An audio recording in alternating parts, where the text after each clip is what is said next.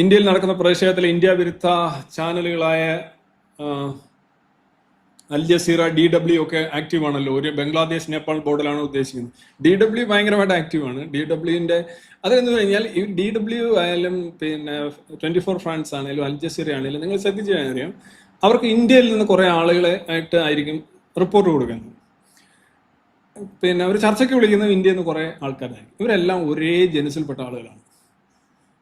അവര് കൊടുക്കുന്ന റിപ്പോർട്ടുകളും ഇത് മറുവശം ഞാൻ അങ്ങനെ കണ്ടിട്ടേ ഇല്ല. ഞാൻ ഇതൊക്കെ ഫോളോ ചെയ്യുന്ന ഒരാളായതുകൊണ്ട് ഇന്ത്യ ഒന്നിലൊരു ഡേർട്ടി പ്ലേസ് ആണ്. ഇവിടെ ജനാധിപത്യം ഇല്ല, ഇവിടെ വളരെ മോശമായ കാര്യങ്ങളാണ് നടക്കുന്നത്, ഇവിടെ ഭീകരമായ അവസ്ഥയാണ്. ഇപ്പം ഇറാനിൽ ഫോർ എക്സാമ്പിൾ കഴിഞ്ഞ ജനുവരി 7-നും 9-നും ഇടയ്ക്ക് 42,000 എന്നാണ് ഞാൻ പറയുക, 55 എന്നൊക്കെയാണ് വേറെ പലരും പറയുന്നത്. അത്രയും ആളുകൾ സ്വന്തം ജനത കശാപ്പ് ചെയ്യപ്പെട്ടു. സ്ത്രീകളും കുട്ടികളും ഗർഭിണികളും എല്ലാ രീതിയിലുള്ള എല്ലാവരും മുദ്രാവാക്യങ്ങളൊക്കെ മുഴക്കുന്നവർക്കൊന്ന് നോക്കിയാൽ മതി. നമ്മൾ എൻ്റെ പടം സഹിതം ഇവിടെ പോസ്റ്ററുകളൊക്കെ ഒട്ടിച്ച് കാണിച്ചതാണ്. നിങ്ങൾ എവിടെയെങ്കിലും ആരെങ്കിലും കണ്ടിട്ടുണ്ടോ നമ്മുടെ ഈ നാട്ടിലെ സിനിമ നിർമ്മിതാക്കളോ സിനിമ നടന്മാര്, നടിമാര്, ആർട്ടിസ്റ്റുകൾ, ബുദ്ധിജീവികൾ, കൾച്ചറൽ ലീഡേഴ്സ്, പിന്നെ ഇവര് ഒരാൾ പോലും സംസാരിക്കുന്നത് ഞാൻ കണ്ടിട്ടില്ല, ഒരാൾ പോലും. ഞാൻ ഈ ശ്രീലങ്കയിൽ ഇതേപോലൊരു കലാപം ഉണ്ടായി. ശ്രീലങ്കയിൽ പാർലമെന്റ് ഒക്കെ കയ്യേറി പ്രസിഡന്റിന്റെ കിടക്കയിലൊക്കെ ജൻസി അല്ലെങ്കിൽ അവിടുത്തെ ജനങ്ങൾ എന്തൊക്കെയോ ചെയ്തു. ഞാൻ അന്നും, അത് ഇന്ത്യയുടെ കാര്യമല്ലല്ലോ, ശ്രീലങ്കയിൽ BJPയും കോൺഗ്രസും അല്ല, മുസ്ലിം ലീഗും പിന്നെ അണ്ണാ DMK അല്ല ഉള്ളത്. അവിടത്തുള്ള പാർട്ടികളൊക്കെ ഉണ്ടല്ലോ. അന്ന് ഞാൻ പറഞ്ഞു അത് രാജ്യത്തിന് വലിയ വലിയ വലിയ അപകടം ഉണ്ടാക്കുന്ന ഒരു സംഗതിയാണ് ഈ വയലൻസ് എന്ന് പറഞ്ഞാൽ. ഡെമോക്രസിയിൽ വയലൻസിന് യഥാർത്ഥത്തിൽ ഒരു സ്ഥാനമില്ല. ഇപ്പോൾ ഉദാഹരണമായിട്ട് സമാധാനമായിട്ട് റൈറ്റ് ടു എക്സ്പ്രഷൻ എന്ന് പറയുന്ന സാധനമുണ്ട്. ഒന്നാമത് ഇന്ത്യൻ കോൺസ്റ്റിറ്റ്യൂഷനിലും ഇന്ത്യയിലെ നിയമവ്യവസ്ഥയിലും വളരെ കൃത്യമായിട്ട് പറയുന്നുണ്ട് അത് കണ്ടീഷണലാണ്. നമുക്ക് എല്ലാ തരത്തിലും ഇപ്പം ഞാനിപ്പോൾ എൻ്റെ അഭിപ്രായം പറയുന്നു, അത് റൈറ്റ് ടു എക്സ്പ്രഷനാണ്. ഞാനത് നിറവേറ്റുകയാണ്, എനിക്കത് ചെയ്യാൻ കഴിയുന്നുണ്ട്. ഞാൻ ഇതേ കാര്യം പറഞ്ഞുകൊണ്ട് ഞാൻ നേരെ കേരളത്തിലെ സെക്രട്ടേറിയറ്റിലേക്ക് നടക്കുകയാണ്, മന്ദിരത്തിലേക്ക് നടക്കുകയാണ്. എന്നിട്ട് അവിടെ ചെന്നിട്ട് അതെല്ലാം പിടിച്ചു കുലുക്കി അടിച്ചൊടിച്ച് ഇപ്പോൾ സ്വാഭാവികമായിട്ട് ഞാൻ സ്റ്റോപ്പ് ചെയ്യപ്പെടും. കാരണം എൻ്റെ ആക്ഷൻ, ഞാൻ എൻ്റെ വ്യൂസ് എക്സ്പ്രസ് ചെയ്യുന്നതും സമാധാനപരമായിട്ട് എൻ്റെ സമരം നടത്തും. സമരമായാലും പ്രതിഷേധമായാലും അപ്രീസിയേഷൻ ആയാലും അപ്പോളജി ആണെങ്കിലും ഡെമോൺസ്ട്രേഷൻ ആണെങ്കിലും റെമോൺസ്ട്രേഷൻ ആണെങ്കിലും നടത്താം. പക്ഷെ അത് ഡെമോക്രസിയുടെ ഒരു സിലബസിനുള്ള ഇതായിരിക്കും. അല്ലാതെ ഞാൻ ഇപ്പം നമ്മുടെ തിരുവനന്തപുരത്തെ സമരങ്ങളൊക്കെ ഉണ്ടല്ലോ, അക്രമാസക്തമാവുന്നത് എങ്ങനെയാണ് സമരം? പോലീസ് എന്ന് ലാത്തിച്ചാർജ്, പോലീസ് എങ്ങനെ ലാത്തിച്ചാർജ്? ഞാൻ യൂണിവേഴ്സിറ്റി കോളേജിൽ 10 വർഷം ജോലി ചെയ്തതാണ്. അവിടുത്തെ സമരത്തിനുള്ള ഒരേ സിലബസാണ്. കുറേ പേര് ഇങ്ങോട്ട് വരുന്നു, ആളിനെ കൂട്ടുന്നു, വിളിച്ചു വരുത്തുന്നു, അവിടെ നിൽക്കുന്നു. പോലീസ് അതിൻ്റെ മേലിൽ ഈ പറഞ്ഞോണം ഉപരോധം പോലെ കുറേ സാധനം അവിടെ വെക്കുന്നു. നിങ്ങൾ കണ്ടില്ലേ? ഇവന്മാരിവിടെ ചെന്നിട്ട് കുറേ കഴിയും മുദ്രാവാക്യമൊക്കെ വിളിച്ചിട്ട് 2-3 പേര്, മിടുക്കന്മാരായ 2-3 പേര്, കുറച്ച് സ്റ്റാമിനയുള്ള ആളുകളെ ചെന്നിട്ട് പിടിച്ച് കുലുക്കി അങ്ങോട്ടും ഇങ്ങോട്ടും അത് ചെയ്യുന്നു, വെള്ളം അടിക്കുന്നു, പോലീസിനെ മർദ്ദിക്കുന്നു, മഷിക്കുപ്പിയായിട്ട് പോകുന്നു, കുറേ എണ്ണം പൊട്ടിക്കുന്നു, കുറേ എണ്ണം റിയലായിട്ട് അടി കിട്ടുന്നു. റിയലായിട്ട് അടി കിട്ടിക്കുന്നവർ അത്ര ബുദ്ധിയുള്ളവരല്ല, നേതാക്കന്മാരെല്ലാം മഷിക്കുപ്പി ആണ് ബേസിക്കലി പോകുന്നു. ഇങ്ങനെ ആയെങ്കിൽ മാത്രമേ പത്രത്തിൽ വാർത്ത വരൂ. ഒരു ലാത്തി ചാർജോ ഒരു സംഘർഷമോ ഉണ്ടാകാതെ ഒരു സമരം ആരും ശ്രദ്ധിക്കില്ല എന്നുള്ളതാണ്. അപ്പോൾ പാർട്ടി ഓഫീസില്ല.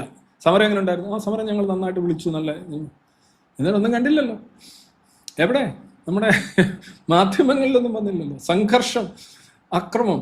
സോ ഇങ്ങനൊരു പാറ്റേൺ, ഇങ്ങനൊരു പതിവ് രീതി ഇവിടെ ഉണ്ടായിട്ടുണ്ട്.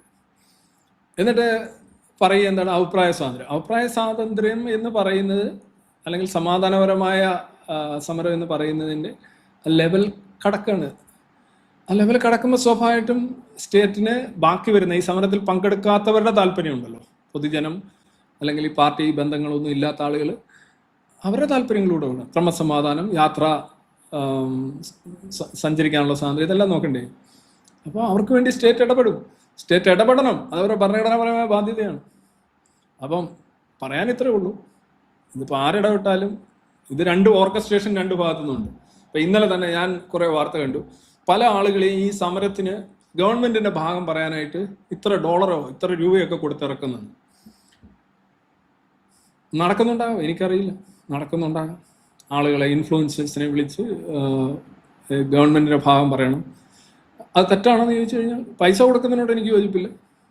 പക്ഷേ ഗവൺമെന്റിന്റെ ഭാഗം പറയാൻ ഗവൺമെന്റിന് ഇൻഫ്ലുവൻസറെ സ്വാധീനിക്കാനുള്ള അവകാശമുണ്ട്. കാരണം എന്താണ്? മറുവശത്ത് അതിന്റെ അയ്യരുകളിയാണ് നടക്കുന്നത്. ഞാൻ ഇന്ന് തന്നെ ഇപ്പോൾ കുറേ കണ്ടിട്ടുള്ള വീഡിയോസും ചിത്രങ്ങളും ഒക്കെ ഞാൻ ഒരെണ്ണം എടുക്കണമെന്ന് വിചാരിച്ചു. പാർലമെന്റിന്റെ മുന്നിൽ ഒരു ജനസാഗരം. സോ ഒരു 10 ലക്ഷം പേരെങ്കിലും കാണും.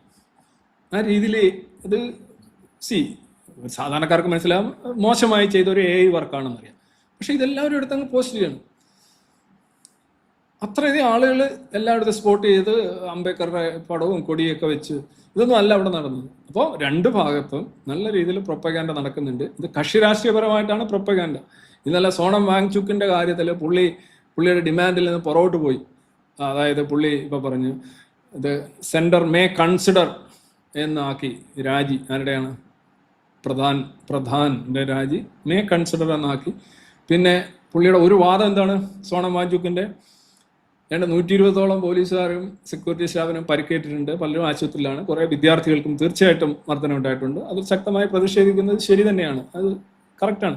പക്ഷേ ഒരുപാട് പേര് വയലൻസിന്, നല്ല കട്ട വയലൻസിന് അറസ്റ്റിലായിട്ടുണ്ട്. അവരെ പേരിൽ FIR എടുക്കരുതെന്നാണ് നമ്മുടെ സോണം വാങ്ചുക്ക് പറഞ്ഞിരിക്കുന്നത്. പുള്ളിയുടെ ഡിമാൻഡാണ്. അല്ല, ഞാൻ വീണ്ടും തുടങ്ങിയ സമയം, അതായത് ഇപ്പോൾ ഒരു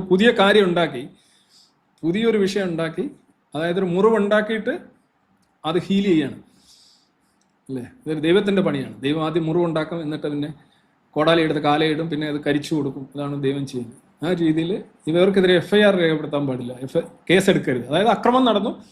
അപ്പം എന്താണ് ആ വാദത്തിന്റെ അർത്ഥം? എനിക്കാണ് അവിടെയാണ് ഒബ്ജക്ഷൻ. ഒരു ജനാധിപത്യപരമായ സമരത്തിന്റെ പേരിൽ അക്രമം നടന്നു എന്ന് സ്റ്റേറ്റ് തിരിച്ചറിയുന്നു, അവരെ അറസ്റ്റ് ചെയ്യുന്നു, അവരുടെ പേരിൽ കേസ് എടുക്കാൻ പാടില്ല എന്ന് പറഞ്ഞാൽ അതൊരു വലിയ പ്രശ്നമാണ്, അതൊരു നിയമപ്രശ്നമാണ്, അതൊരു സോഷ്യൽ ഇഷ്യൂ ആണ്.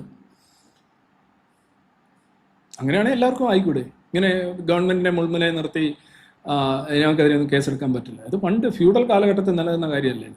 അതാണ് ഇദ്ദേഹം ആവശ്യപ്പെടുന്നത്.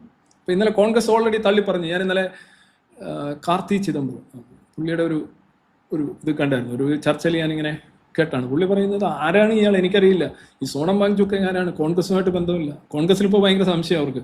അതായത് എപ്പോഴും BJP ഗവൺമെന്റ് ഒരു പ്രശ്നത്തിലായി കഴിഞ്ഞാൽ ഉടനെ ഇങ്ങനെ ഒരു സംഘടന, അണ്ണാ ഹസാരയുടെ സംഘടനയോ അല്ലെങ്കിൽ ഇങ്ങനെ കോക്രോച്ച് ജനതാ പാർട്ടിയോ അങ്ങനെ എന്തെങ്കിലും ഒരു സംഘടന വന്ന് അവര് ഒരു റൈറ്റ് വിങ്, ഇതാണ് പറയുന്നത്, റൈറ്റ് വിങ് ഐഡിയോളജിയുമായിട്ട് ചേർന്ന് നിൽക്കുന്ന കുറെ നേതാക്കന്മാർ, ഇതിന്റെ കോക്രോച്ച് പാർട്ടിയുടെ സ്ഥാപകൻ ഉൾപ്പെടെ ആ വിഭാഗത്തിൽ പെട്ടുന്നതാണെന്നാണ് അത്തരം ആർട്ടിക്കിളിൽ പറയുന്നത്.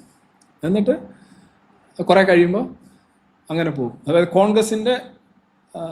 കോൺഗ്രസ് ഒരു സ്പെൻഡ് ഫോഴ്സ് ആണ്, കോൺഗ്രസിനെ കൊണ്ട് ഇനി ഒന്നും നടക്കില്ല എന്ന് വരുത്തി തീർക്കുക. അതിനാണ് ഇത്തരം പാർട്ടികൾ പോകുന്നതെന്നൊക്കെ ഉള്ള ഒരു വ്യൂ കോൺഗ്രസിനുണ്ടെന്ന് ഇന്നലെ ഇപ്പോൾ കുറേ മാധ്യമങ്ങളിലൊക്കെ ഞാൻ വായിക്കണ്ടേ. എന്ത് പറഞ്ഞാലും എനിക്കിത്ര പറയാനുള്ളൂ, പ്രതിഷേധം അല്ലെന്നുണ്ടെങ്കിൽ ഗവൺമെന്റിന്റെ തീരുമാനങ്ങൾക്കെതിരെയുള്ള പ്രതിഷേധം, ഇനി ഗവൺമെന്റിനെ മാറ്റാം, ഇതിനെല്ലാം തന്നെ ദർ ആർ പാരാമീറ്റേഴ്സ്, ക്രൈറ്റീരിയ. അപ്പം അതനുസരിച്ച് തന്നെ പോകണം. അത് നമ്മുടെ ഭരണഘടനാപരത എന്ന് പറയുന്നത് അതാണ്. അല്ലാതെ ബംഗ്ലാദേശ്, നേപ്പാൾ, ശ്രീലങ്ക മോഡൽ ഇവിടെ ഇറക്കുക എന്ന് പറഞ്ഞു കഴിഞ്ഞാൽ അതിനോട് ഒരു രീതിയിലും യോജിക്കാൻ കഴിയില്ല.